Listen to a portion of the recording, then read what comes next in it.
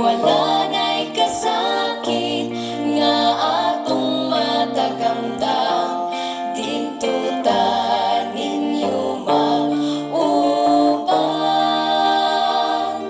Kauban na Jesus sa langit nga puluyanan.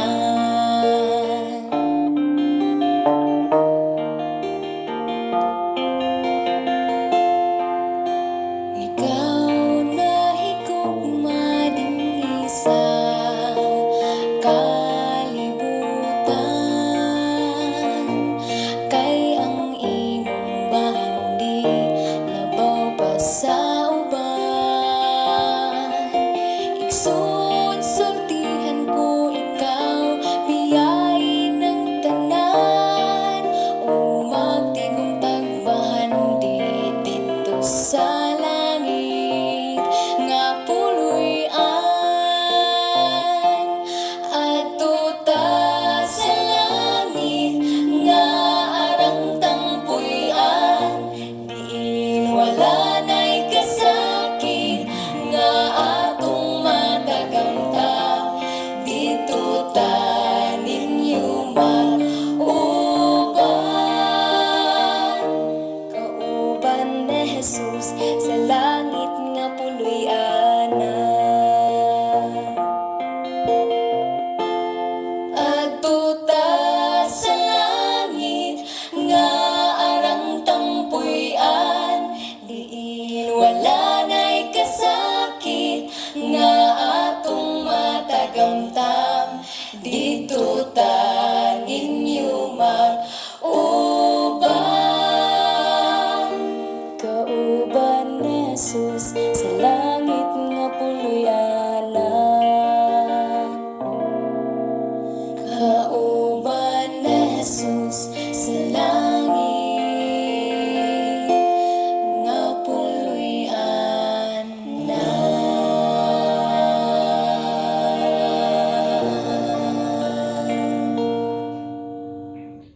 Okay, salamat sa minsay sa awit nga magtigom ta og bahandi dito sa langit, no? Dili dire sa kalibutan kay biyaan man nato ni, no?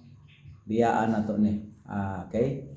So ang bahandi dire sa kalibutan mabiyaan. Pero ang bahandi sa langit atuon, no?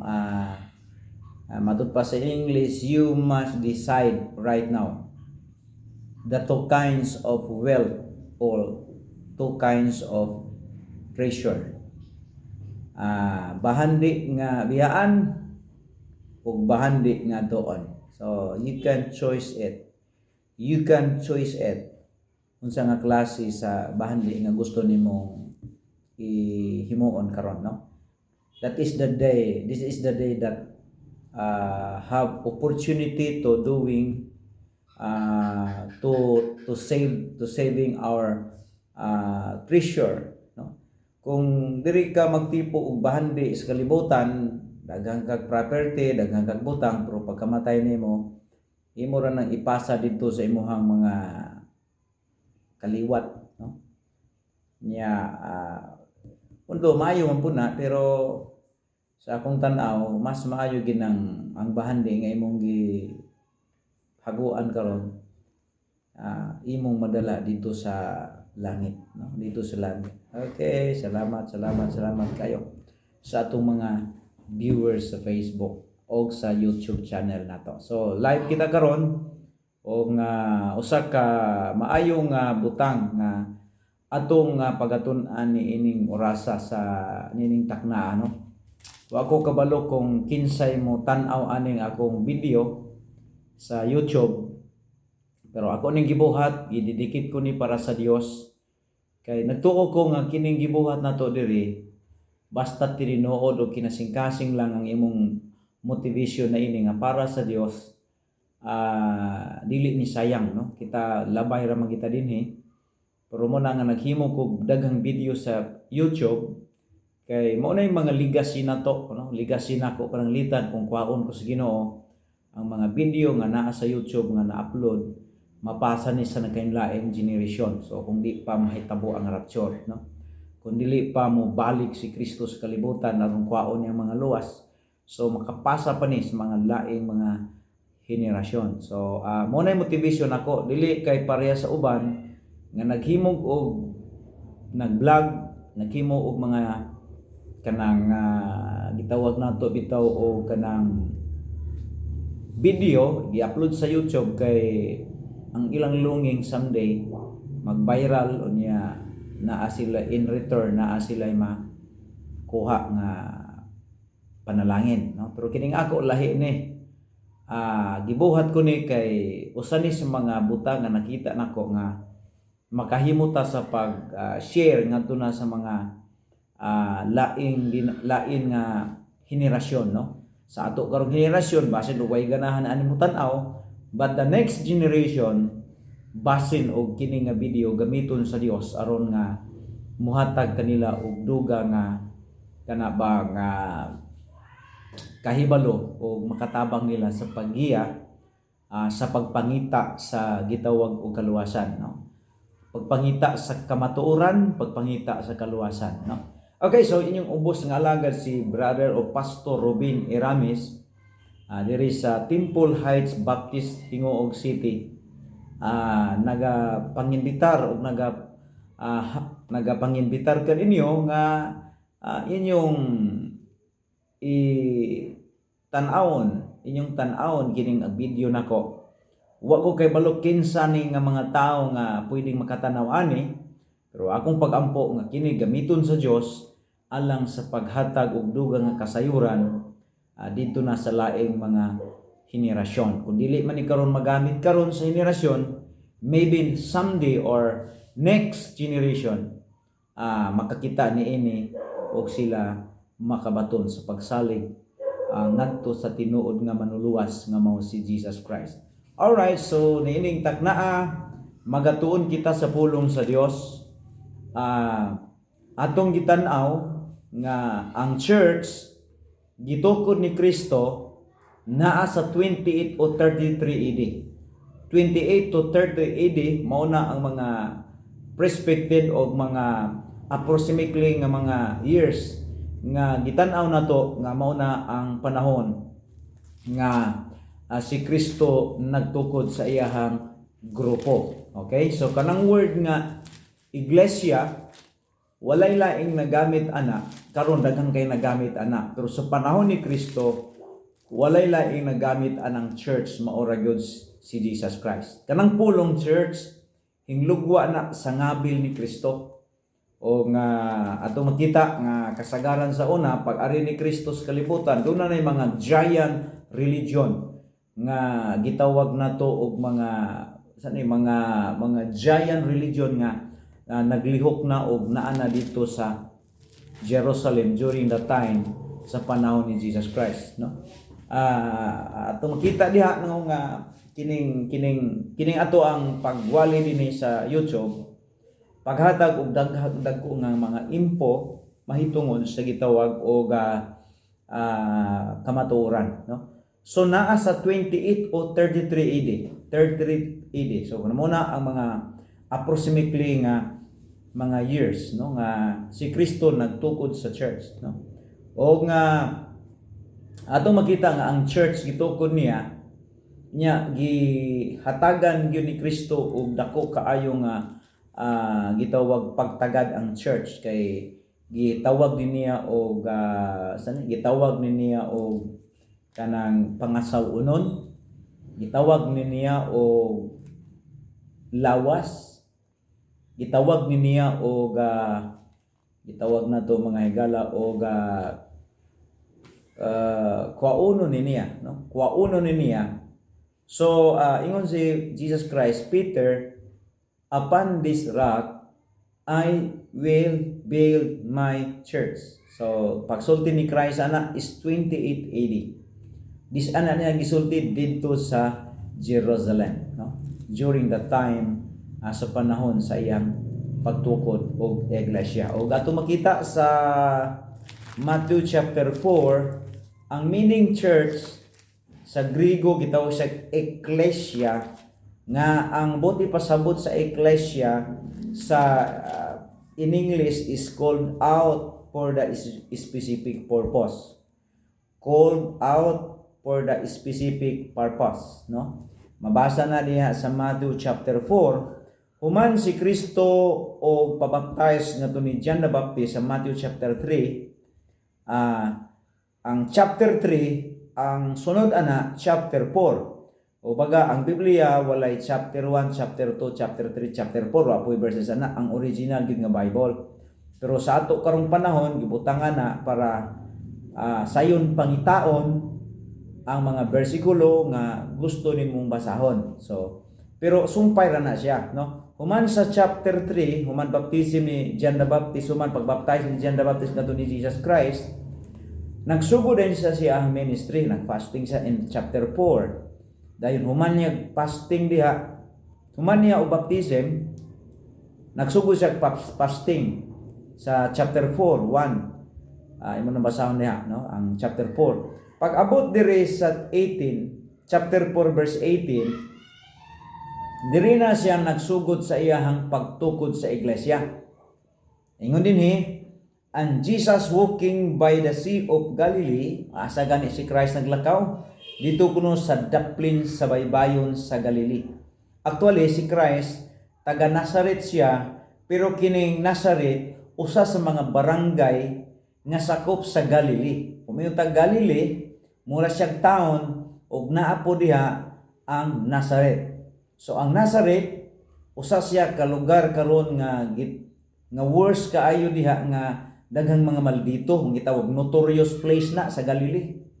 Muna nga pasadiha nga si Nathaniel, di pa ila-ila ni Pedro nga naadi ay si Andres, naadi ay kunong ang Ginoo sa taga Galilee at taga Nazareth. Ingon si Nathaniel nga nabaday maayo nga naa sa Nazareth, because Nazareth during the time mura siya og lugar nga notorious place, no? So pero diha si Christ nagpuyo sa Nazareth, pero kining Galilee usa ni sa town dito sa gitawag sa Galilee. Ang Galilee usa ka barangay o niya naa dito ang usa sa mga purok baka nga ginganlan og Nazareth, no? Para maklaro nato ni. Ingon diha, and Jesus walking by the Sea of Galilee, dayon sunod kama, so two brethren, na nakakita siya og duha ka mga managsuon. Isa man ni si Simon called Peter. So si Simon nga gianggaan og Peter because si Pedro ginganlan siya og Peter panahon na nga nahimo siyang disciple ni Jesus. Pero before nahimo siyang Peter, ang iyang ngalan is Simon. O gianggaan pa kini siya og Simon o niya Peter, no? Okay, so ingon diha, an Andrew, no, ang iyang igsoon, an Andrew his brother, si Andres ang iyang brother. Kini si Andres mao ni pod ang nagtabi dito ni Nathaniel nga naa nang Mesias ilang nakaplagan, no? So ingon siya, his brother casting a net into the sea. So makita nato nga kining duha ka managsuon naa dito sa pagpanagat, naa siya dito nanagat sa daplin sa baybay, nangit siya og pukot, naa sa duty. Muna nga si Jesus Christ nagtawag siya mga disciples, mga tao sila nga kugihan. Muna nga ang tinuod nga disciple ni Jesus Christ, alagad sa Dios, kugihan gina sa ministry. Tanawa si Pedro, si Andres, sawa pa siya tawag sa Dios ni Jesus Christ, busy sila isa casting a net into the sea. Sa tupa busy siya nga nanagat. Ingon siya nga for they were fishers. So tungod kay sila mga mananagat man, so siyempre naka-duty sila. So diha tanawon po nato si Levi, usa pod sa mga disciple ni Kristo ang gitawag og Matthew. Busy gyapon siya sa iyang opisina. Dayon ingon dinhi, and he said unto them, ingon siya, follow me and I will make your fishers of men. So imo makita gitawag sila ni Jesus Christ. Muni ang panahon mga higala nga nag-establish si Kristo sa iyang church. Muni ang panahon nga iyang gigather ang mga tao nga gusto niyang iyang himuon nga tinun-an og magsusunod sa iya, no? Ingon sa and I will make you fishers of men. Ang muhimo di ay nato nga mga nanagat og mga tao ang Dios, kay siya may nagtawag nato. Ngano usay reason nganong siya ang muhimo nato og mananagat og tao, kay siya man ang nagtawag nato ni ini nga trabaho. Although kining pagpamastor tawag ni sa Dios, dili ni awat-awat, dili ni dumping courses sa akong nakita, kundi tawag ni sa Dios. Although dunay mga daghan nga mga tao nga pastor tungod sa ilahang lack of privilege or nakita nila nga mas maayo ang pastor. Pero sa akong tanaw, ang tinuod nga pastor wala nag-desire nga magpastor, pero naa sa ministry. Kay kini si Pedro o si Andres wala man ni naghunahuna nga magpastor na mahimong disciples. Kay naara man ni sila sa kabisi sa pagpanagat. So pagtawag sa Dios ni Jesus Christ nga to ni Pedro o ni Andres, tungod kay Diyos man ang nagtawag nila, wala din sila kabalibad. In verse 20, and they straightly left their nets. Ingon sa og diha dayon ilang gibiyaan ng ilang mga pukot. So wa ko kabalo kung unsay nahitabo silang pukot. Ang pukot nila mahal ba to? Daggo ba ito nga panagatan, no? Ang pukot ni Pedro, pukot ni Andres, no? Doon na to'y balyo. Pero human nga ilang nadungog ang tawag ni Jesus Christ sa ilang kinabuhi, ingon siya, and they straightway left their nets. Wa na may balibad, wa na may rason nga, uy, ugma na lang sa ako mukuyog ni mo Jesus. Pagkadungog nila, ilang gibiyaan, ingon siya, lift their nets. Daghang mga butang nga mabiyaan na do basta tawgon ta sa Dios, no? Diha dayon, and the straightway left their nets. Wa na sa mingon nga ugma pa ko mosunod nimo. Sunod adlaw pa ko kay ni apay panagat. So pagkakita nila, pagkadungog nila nga gitawag sila ni Jesus, ang gibuhat ni Peter ug ni Andres, diha dayon gibiyaan ang ilang mga pukot with isa, meaning to si daghang pukot to nga valuable to, pero sa diha nga nabati nila, nadungog nila ang tawag ni Kristo, diha dayon gibiyaan nila ang ilang mga pukot. Siya, and follow him, no? And follow him, no? Klaro kayo nga misunod diha ni Jesus Christ. So muna ang gitawag nato og pag-develop ni Jesus Christ sa church, because the church usa ka grupo sa mga tao nga nahimong priority nila ang Dios.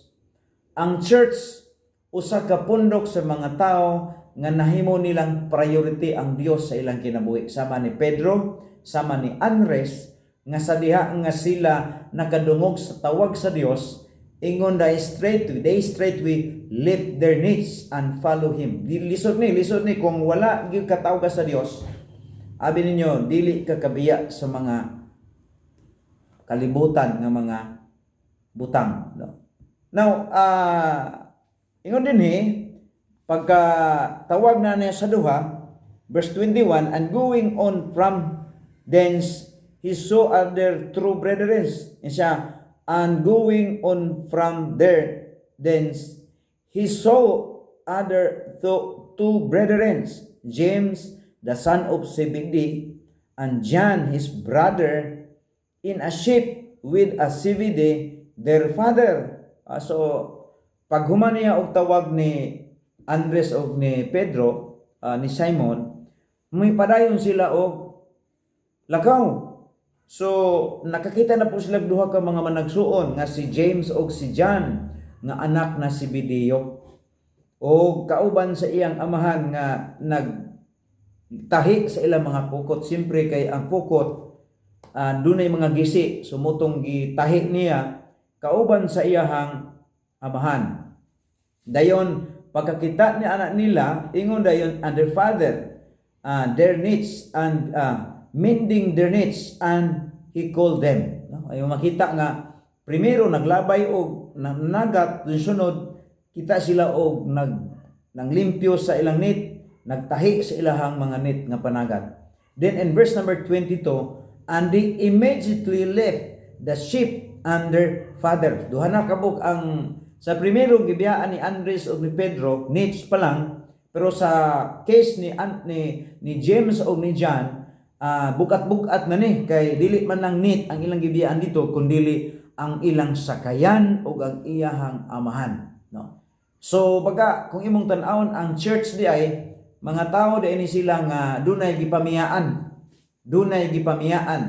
no? Before sila gitawag sa Dios, naa sila'y kaugalingon nga mga trabaho, naa sila'y kinaugalingon nga trabaho. Sa diha nga gitawag sila ni Jesus Christ, ilang gibiyaan ang mga butang nga kalibutanon. Unya sa dihang follow sila ni Jesus Christ, mo tong gitawag develop of church, no? Ang church grupo sa mga tao nga dunay gipamiyaan nga activities sa kalibutan, no? Ingon siya, and they immediately left their sheep and father and follow him. So dili basta-basta di ining mga kining gitawag og church, kay duna di ini gipamiyaan nga mga bugat kay grason. Makita nato sa Matthew sa Lucas katong gitawag ni Jesus Christ bitaw to na ay naghimo siya parables diri sa Lucas kapitulo 9 kung mabasa nimo.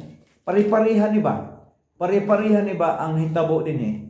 Pero ang nakaayo ani mga tawhana tungod kay wala gid sila naghimo og mga rason. Pero diri sa Lucas tanaw na to kay related gyapon ni sa pag-remind nato unsa ang church. Mo ang church dal-on sa langit tungod kay mga tao man ni sila nga ilang gihimong priority ang Dios sa ilang kinabuhi.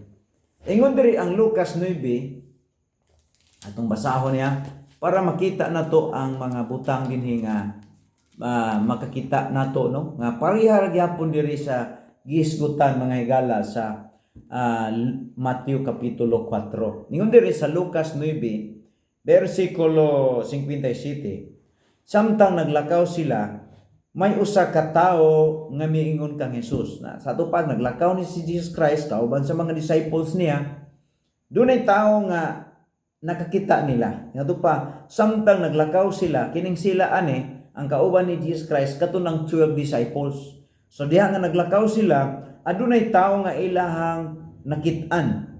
Matupa usa ka tawo nga miingon kang Jesus, musunod ako kanimo bisan asa ka moadto. So dunay mga tao di ay nga willing musunod sila ni Jesus Christ, o dunay mga reason nganong ganahan silang musunod ni Jesus Christ because during the time si Kristo pimos na kaayo, kanabang ilado na kayo sa pagpanambal, sa pag-ayog mga masakiton, sa pagbuhi og patay, sa pagpakaon og 5,000, dunay 4,000. So ani nga time attractive na si Kristo sa mga tao. Ug tungod niya na dunay tao nga gustong mukuyog niya. Ingon si Christ sa verse 58, si Jesus mingon kaniya, ang mga milo ug ang mga milo may siya nga ang mga milo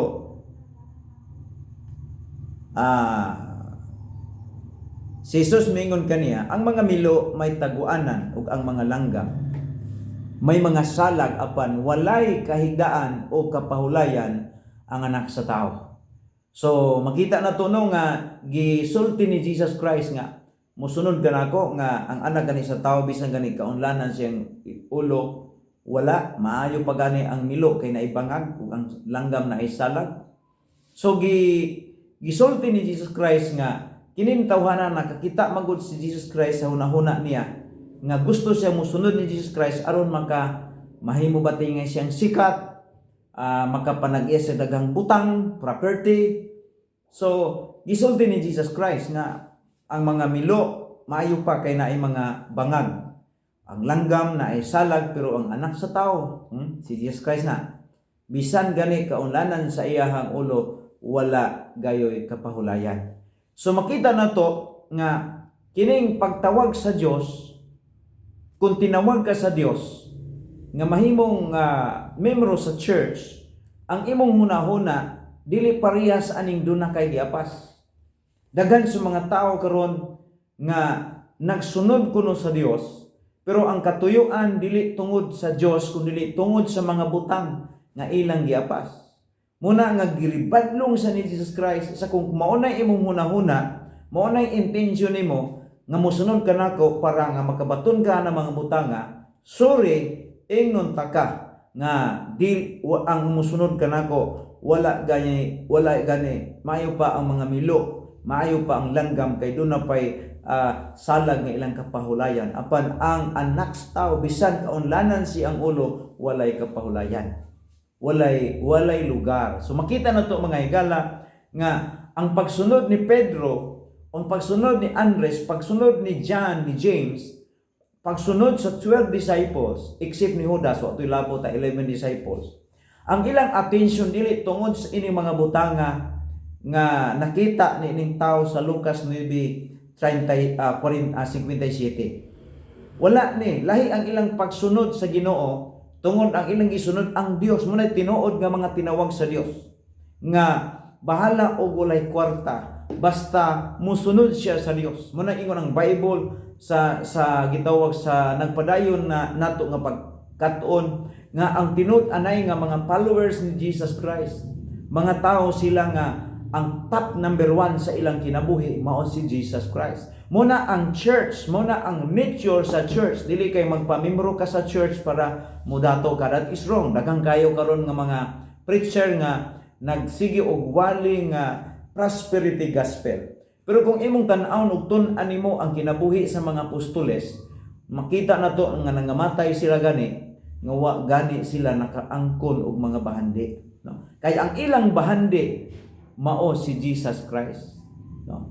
Muna nga kung imong tan-awon, sila ang pinakaadunahan nga mga tao tungod kay dili lang bahandi sa kalibutan ang ilang naangkon, kung dili ang tag-iya sa tanang bahandi nga mao si Jesus Christ. Muna nga nining takna sa nining mga orasa, kung ikaw tinud-anay nga gitawag sa Dios, bisan og wala kay bahandi diri sa kalibutan, ayaw kaluya, ayaw kaguol, tungod kay ikaw ang pinakaadunahan nga tao, tungod kay dili mga bahandi ang imong naangkon diri sa kalibutan, kundi ang tag-iya sa bahandi nga mo si Jesus Christ. And you are a very riches, no? Kung ikaw nakaangkon ni Jesus Christ nga imong manluluwas sa imong kinabuhi, ikaw ang pinakaadunahan nga tao, sultian ta ka.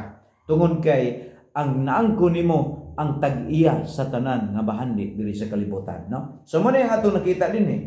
Then sunod mga higala, atong makita sa Lucas kapitulo 59, aduna na po usa ka tawo nga nakita misduol ni Jesus Christ. Nga pa niya og miingon siya sa laing tawo.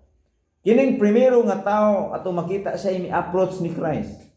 Pero kining 59, makita nato si Kristo mismo muna ang nagtawag niya. Pareha pod sa mga apostolis nga si Kristo mo'y nag-approach sa ilaha.